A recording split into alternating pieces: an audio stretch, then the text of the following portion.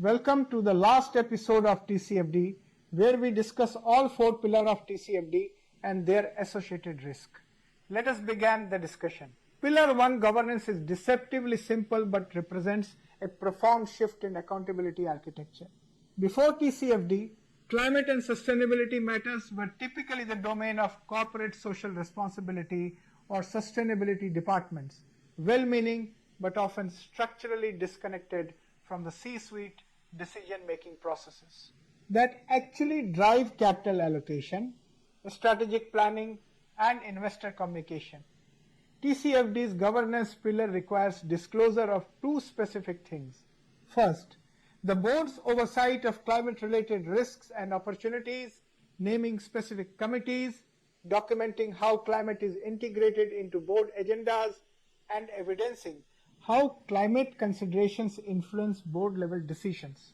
Second, management's role in assessing and managing those risks, identifying specific executive roles, Chief Risk Officer, Chief Financial Officer, Chief Sustainability Officer, with climate accountability and describing how management-level climate analysis flows up to the board. In practice, leading organizations responding to TCFD's governance pillar have created dedicated board climate risk committees, appointed board members with specific climate or energy transition expertise, embedded climate metrics in executive compensation structures, and commissioned annual board-level climate risk reviews. These are not cosmetic changes. They represent a genuine restructuring of organizational accountability. Note that institutional investors, particularly large asset managers like BlackRock and Vanguard, have specifically used TCFD governance disclosure to assess whether boards are genuinely accountable for climate risk or merely performing compliance, and have made voting decisions accordingly. Board director climate competency has become a governance issue in the same way that financial expertise became a required attribute after Sarbanes-Oxley. Now let us explore the second pillar. Slide 2, Pillar 2 strategy. Pillar 2 strategy is arguably the most transformative and demanding element of the TCFD framework. It requires organizations to disclose not only what climate risks and opportunities they have identified, but how those risks and opportunities actually affect or are expected to affect their businesses, strategies, and financial plans.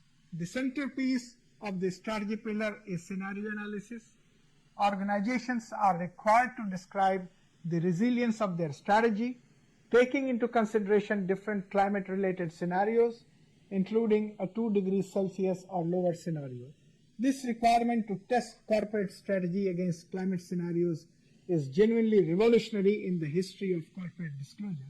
Previously, companies disclosed their current business performance and their expected near-term outlook. TCFD's strategy pillar requires them to model their future performance under radically different futures, an orderly energy transition, a disorderly transition, and a high warming scenario, and disclose the financial implications. For an oil company, this might mean disclosing that under a 1.5 degrees Celsius scenario, 40% of their proven reserves become uneconomical by 2035. For a coastal property insurer, it might mean disclosing that under a high warming scenario, underwriting losses triple by 2045. For a food company, it might mean disclosing that water stress in key agricultural regions threatens 25% of ingredient supply by 2040.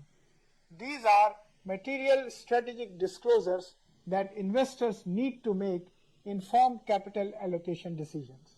The challenge and the criticism is that scenario analysis requires significant technical expertise, data, and analytical resources, creating an uneven playing field between large corporations with dedicated climate economics teams and smaller organizations without those resources. Now let's move to the third pillar. Slide 3, Pillar 3, Risk Management. Pillar 3, Risk Management, addresses one of the most persistent structural failures in corporate climate governance. the siloing of climate risk outside mainstream enterprise risk management.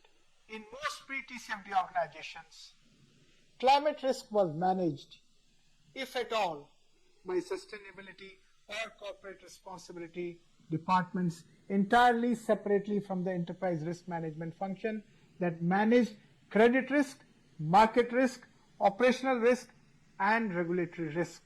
This structural separation meant that climate risk received neither the analytical rigor, nor the management bandwidth, nor the capital allocation resources that were routinely devoted to other material risks.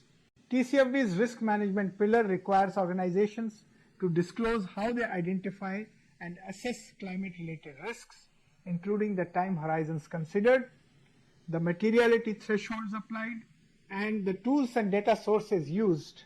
It requires disclosure of how those risks are managed, what mitigation strategies are employed, what hedging or insurance mechanisms are used, and how climate risk informs capital allocation decisions. Critically, it requires disclosure of how climate risk management processes are integrated into the organization's overall risk management framework.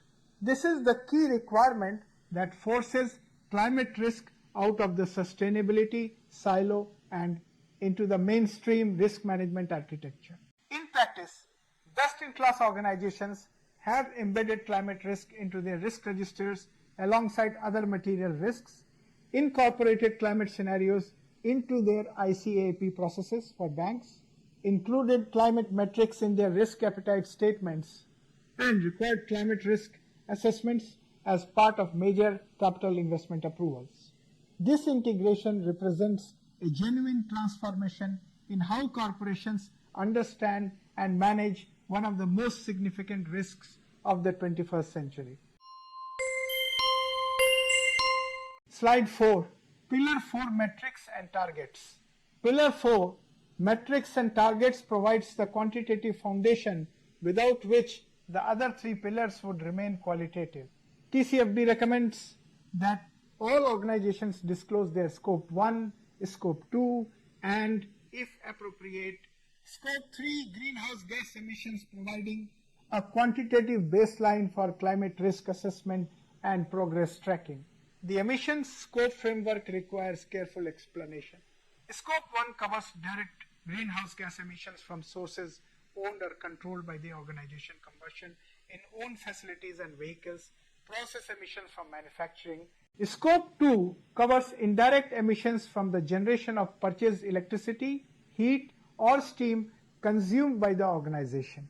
Scope 3 covers all other indirect emissions in the organization's value chain, both upstream suppliers, raw material extraction, transportation of inputs, and downstream use of sold products, end-of-life treatment of sold products, business travel, employee commuting.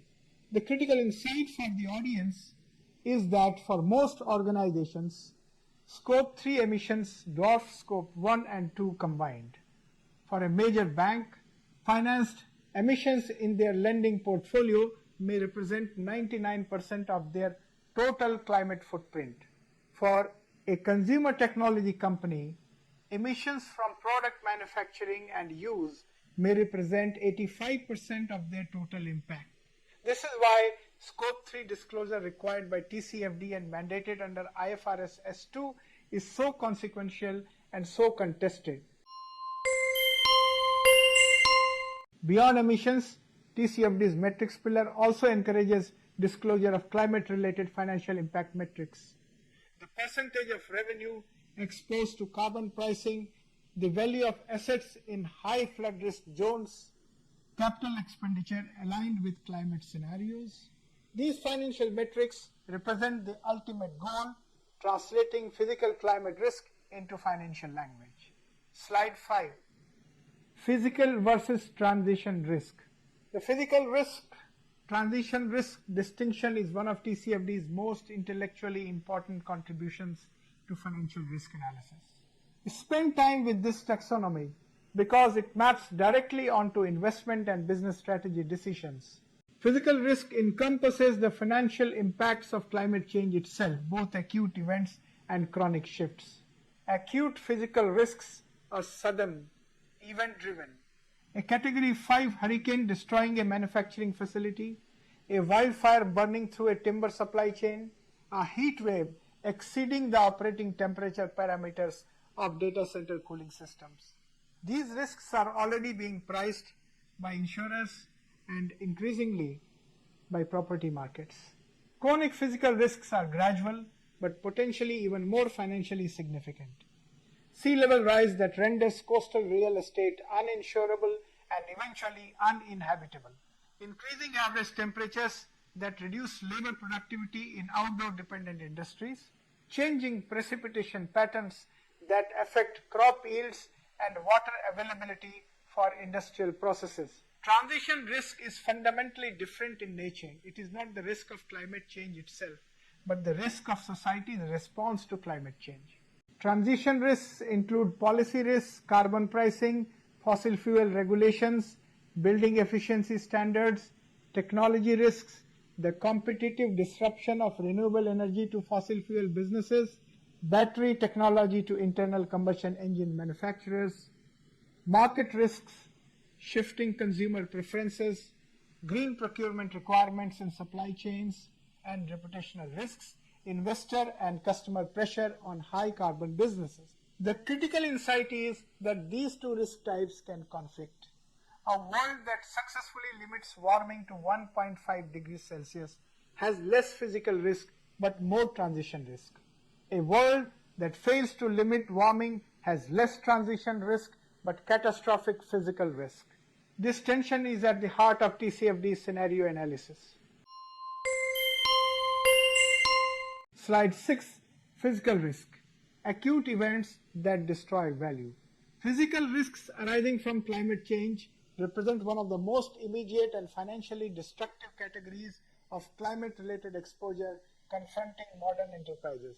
Acute physical risks, in particular, refer to sudden and severe climate-driven events, including hurricanes, floods, cyclones, wildfires, storm surges, and extreme heat waves that possess the capacity to rapidly erode asset value, disrupt operations, and destabilize regional economies. These events are no longer isolated environmental incidents. They have evolved into material financial threats with direct implications for corporate profitability, insurance markets, infrastructure resilience, and long-term investment performance. The increasing frequency and intensity of catastrophic climate events have fundamentally altered the global risk landscape. A single extreme weather event can destroy about $50 billion in physical infrastructure within hours, interrupt global supply chains for months, and generate cascading operational losses across multiple industries. Manufacturing facilities, logistics hubs, ports, energy infrastructure, data centers, and transportation networks are all vulnerable to acute climate shocks. Beyond immediate physical destruction, these events often trigger prolonged business interruption, contractual liabilities, regulatory scrutiny, and reputational damage. From a financial perspective, acute climate risks are now being actively priced into insurance premiums, credit ratings, real estate valuations, and investment decisions. Institutional investors and regulators increasingly recognize that organizations lacking climate resilience strategies may face significant asset impairments and declining shareholder confidence. The TCFD framework therefore emphasizes the importance of integrating acute physical risk assessment into enterprise risk management, strategic planning, and disclosure practices. Ultimately, acute physical climate events represent more than environmental disruptions. They are rapidly becoming defining determinants of corporate resilience, capital allocation, and sustainable economic value creation in the 21st century. Slide 7. Erode value. Physical climate risks are not limited to, they also emerge through slow-moving, cumulative environmental changes that progressively erode economic value over time. These chronic climate risks, including rising sea levels, changing precipitation patterns, prolonged droughts, extreme temperatures, and ecosystem degradation, represent one of the most significant long-term threats to infrastructure, urban development, insurance systems, and global productivity. In 2020, many coastal metropolitan regions remained largely functional despite increasing climate warnings. Financial markets and urban planning systems continued operating under assumptions of long-term stability, even as early evidence of sea level rise, coastal flooding, and escalating climate losses became increasingly visible. Climate exposure existed, but its economic implications were still significantly underpriced. By 2035, partial inundation of low-lying urban zones, transport corridors, utilities, and commercial districts are expected to become more frequent. Insurance premiums for vulnerable coastal assets may rise sharply, while infrastructure maintenance costs increase substantially. Businesses operating in exposed regions could begin experiencing measurable reductions in operational efficiency and asset reliability. Looking toward 2050, chronic climate deterioration may fundamentally reshape urban and economic geography. Significant portions of coastal cities could experience regular flooding, forcing expensive adaptation measures such as elevated infrastructure, seawalls, and managed retreat strategies. Supply chains, labor productivity, freshwater availability, and agricultural output may face persistent disruption, generating material financial consequences across multiple industries. By 2075, under high-emission scenarios, some coastal regions may become largely submerged or economically unviable for conventional habitation and investment. Estate devaluation, migration pressures, infrastructure abandonment, and escalating insurance losses could redefine global capitals. Climate change is not merely an environmental issue, but a profound economic capable of reshaping the long term of entire industries and nations. Slide 8. Transition risk. Policy, the financial and operational challenges arising from the global transition toward a lower carbon economy. Unlike physical climate risks, which emerge from environmental damage, transition risks are driven by policy interventions, technological disruption, evolving market dynamics, and changing societal expectations. As governments, investors, consumers, and regulators accelerate decarbonization efforts, increasing pressure to adapt their business models, operational structures, and long-term investment strategies.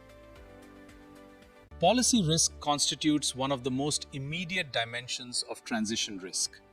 Governments worldwide are implementing carbon pricing mechanisms, emissions regulations, renewable energy mandates, mandatory climate disclosures, and stricter environmental compliance frameworks. These policy measures can significantly decrease operational costs, reduce profitability of carbon-intensive assets, and accelerate the obsolescence of fossil fuel-dependent infrastructure.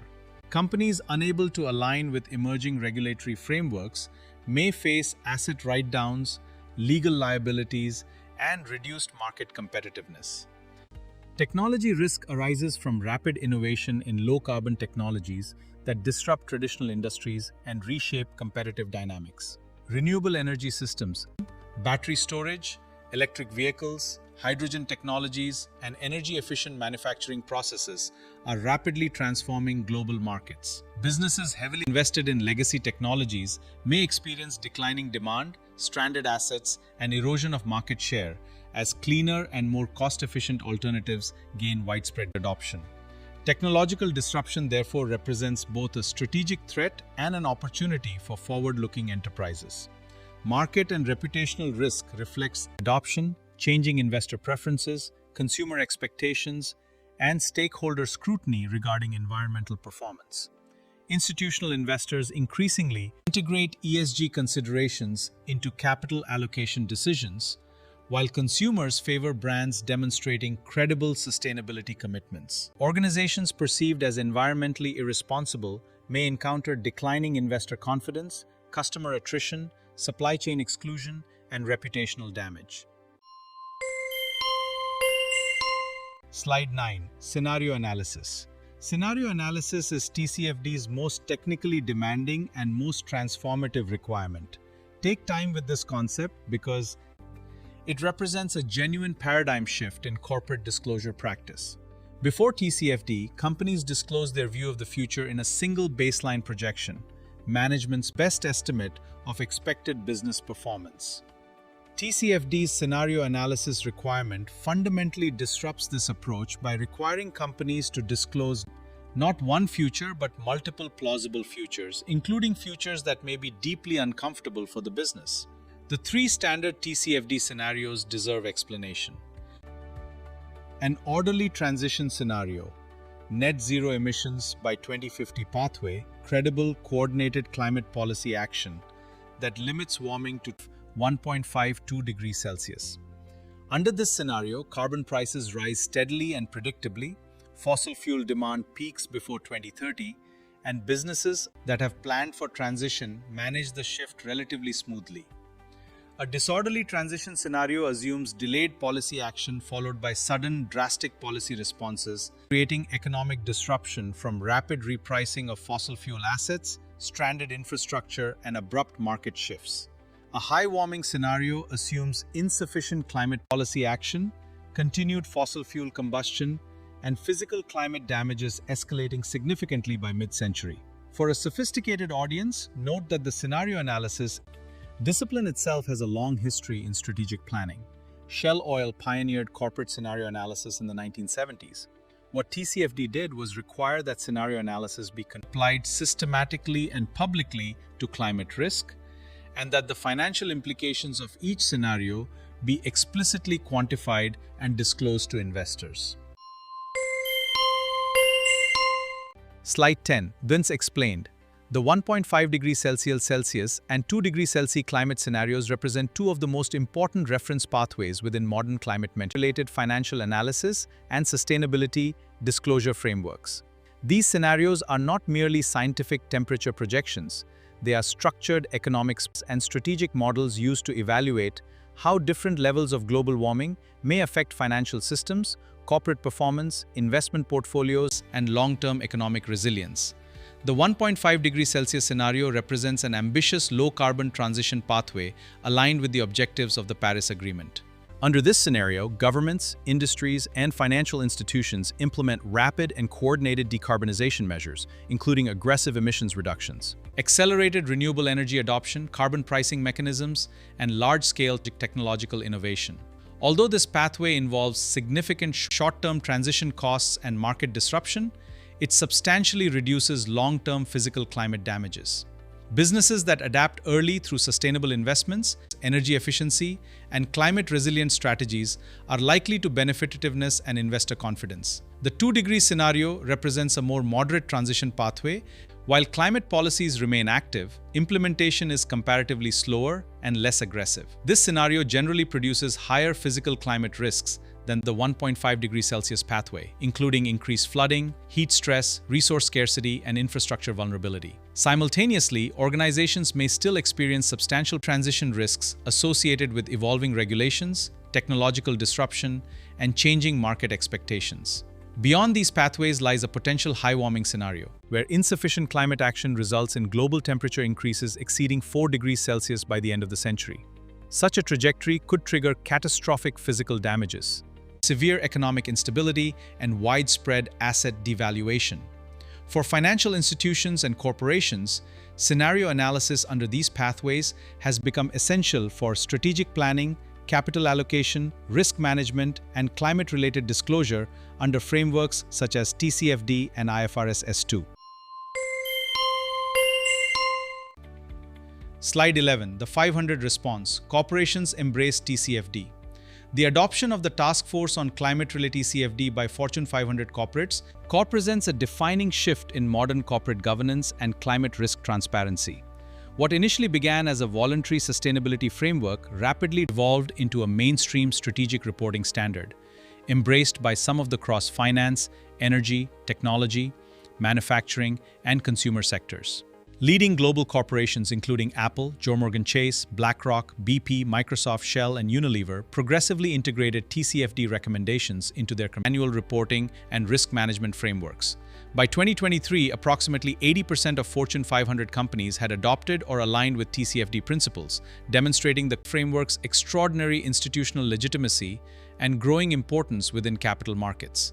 This widespread corporate adoption reflects increasing investor demand for transparent, climate-related financial information and greater accountability regarding transition risks, physical climate exposure, emission strategies, and long-term resilience planning. Companies recognize is no longer merely a reputational exercise, but a strategic necessity influencing shareholder confidence, access to capital, regulatory compliant competitive positioning. The Fortune 500 response also accelerated the normalization of climate scenario analysis, emissions reporting, and board-level climate oversight, reinforcing TCFD's role as the foundational architecture of global climate-related financial disclosure and sustainability governance. Slide 12. BlackRock's Climate Declaration. BlackRock's public endorsement of climate-related financial disclosure marked a pivotal moment in the institutional acceptance of climate risk as a core investment consideration. Under the leadership of Larry Fink, the world's largest asset management firm fundamentally reshaped the global conversation around climate governance by declaring that climate risk is investment risk. This statement represented far more than corporate rhetoric. It signaled a profound shift in capital market expectations and investor accountability. BlackRock's support for TCFD-aligned disclosure frameworks reflected the growing recognition that climate change has direct implications for asset valuations, portfolio resilience, long-term profitability, and financial stability.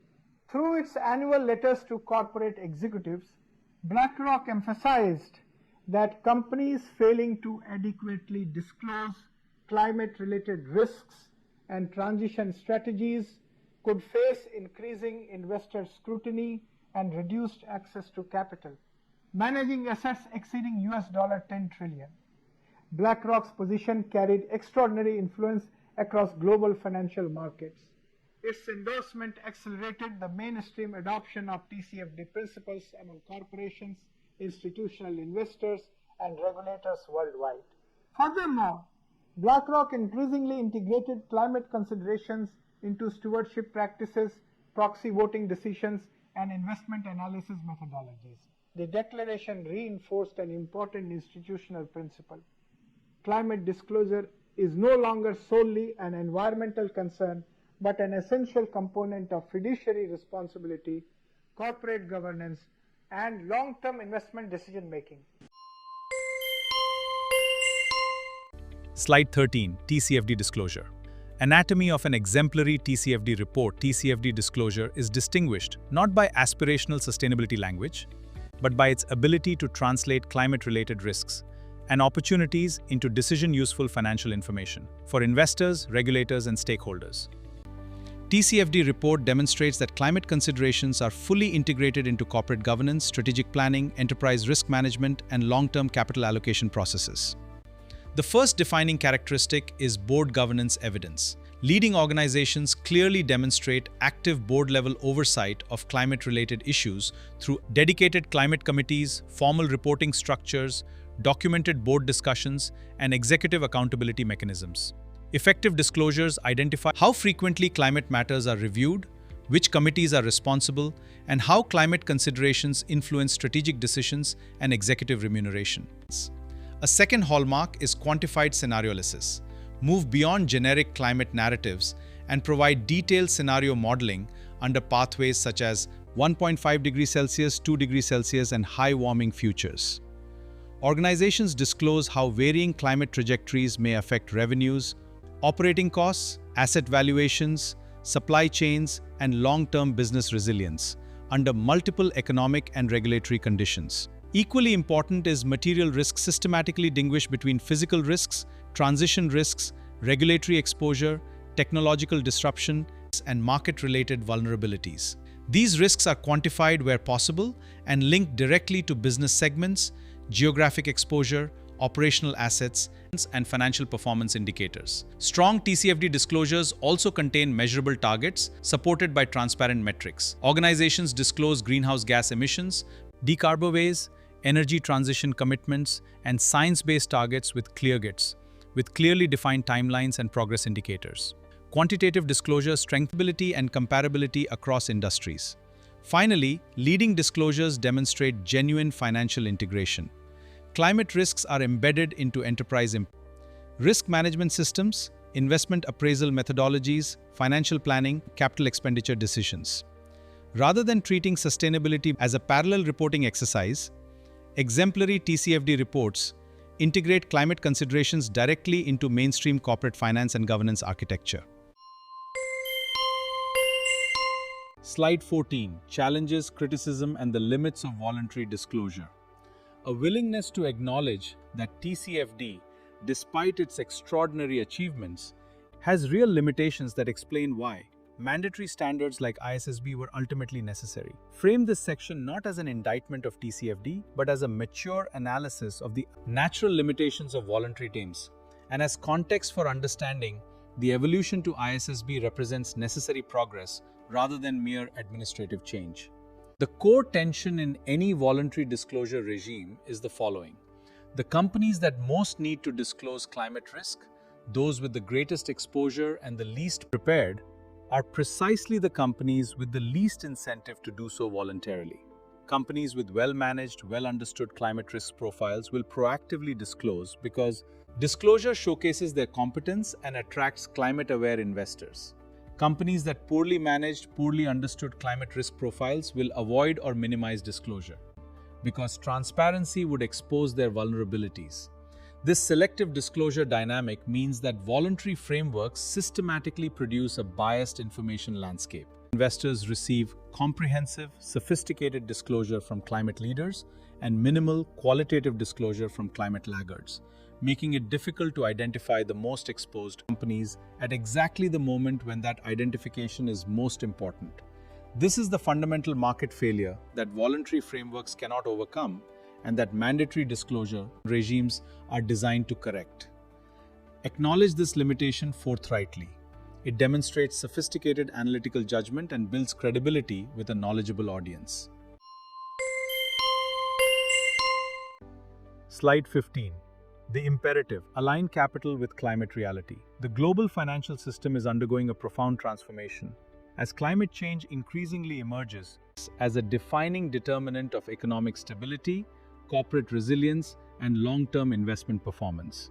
The imperative to align capital with climate reality reflects now the growing recognition that financial markets can no longer treat climate risk concern. It has become a material financial issue directly affecting asset valuations, supply chains, infrastructure, insurance systems, and strategic business continuity.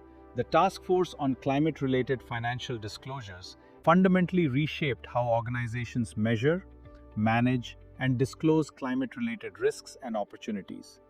By introducing a structured framework centered on governance, strategy, risk management, and measurable targets, TCFD enabled investors and corporations to integrate climate considerations into mainstream financial decision-making processes. The subsequent integration of TCFD principles into the International Sustainability Standards Board (ISSB) framework further institutionalized climate disclosure within global financial reporting architecture. This evolution signifies a transition from voluntary sustainability narratives toward rigorous, standardized, and investor-focused disclosure practices. Aligning capital with climate reality ultimately means directing financial resources toward resilient, transparent, and future-ready enterprises capable of navigating both physical and transition risks. In doing so, financial markets can play a transformative role in accelerating sustainable economic development, strengthening global resilience, and supporting the transition toward a low-carbon future. Here we end the 6-episode series on TCFD, and from next week we will move to a new topic. We will look at another important climate-specific disclosure framework. This is known as the Carbon Disclosure Project and largely known to be as CDP. We encourage you to remain actively engaged with our channel, participate in the forthcoming sessions in continuing this topic related to associated in sustainable disclosures, and thoughtfully disseminate these professional insights across your networks, particularly among business leaders, sustainability practitioners, compliance professionals, and stakeholders committed to advancing responsible corporate governance and transparent reporting practices.